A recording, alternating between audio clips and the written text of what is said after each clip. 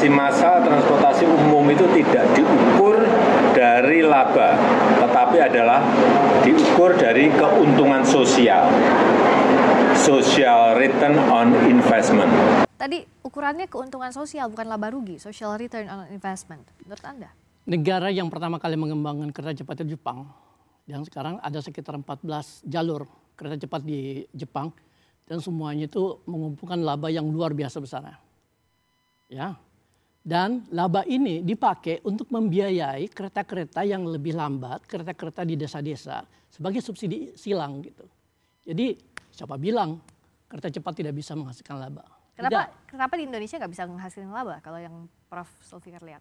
Ya mungkin butuh waktu memang ya, tetapi kan kemudian ada kondisi awal yang memungkinkan sistem ini itu bisa berjalan dan kemudian menjadi profitable dalam waktu tertentu. Ya kan? Dan itu yang perlu dihitung dengan cermat gitu.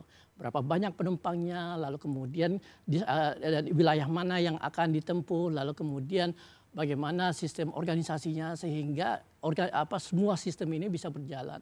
Dan itu yang kita lihat di Jepang. Di China itu ada sekitar 16 line juga ya. Memang tidak semua menguntungkan, tapi ada 8 jalur yang menguntungkan khususnya yang dari Beijing ke Shanghai.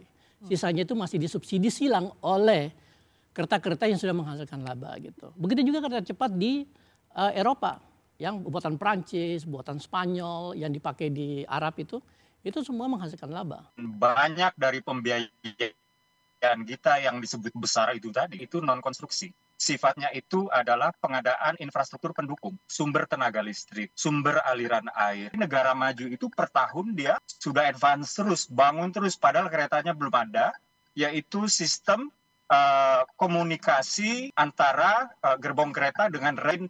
Ini agak teknis, mungkin Prof. Zulfikar lebih paham ya. Di negara maju seperti Tiongkok, GSMR itu sudah dibangun terus walaupun keretanya belum ada. Misalnya seperti itu. Di Jepang juga sudah dibangun terus walaupun keretanya juga belum ada. Nah, investasi seperti inilah yang kita belum pernah lakukan. Kalimat yang dilontarkan oleh Pak Jokowi itu kalimat perintis. Karena ini baru pertama kali ya diluncurkan sudah meributkan laba. Nah, ini udah nggak masuk akal ini. Oke, tadi soal ini memperkuat interaksi masyarakat dan jangan diukur soal laba ini di awal-awal masa operasional. Ya sebenarnya tidak apa-apa, tidak menghasilkan laba selama tidak rugi.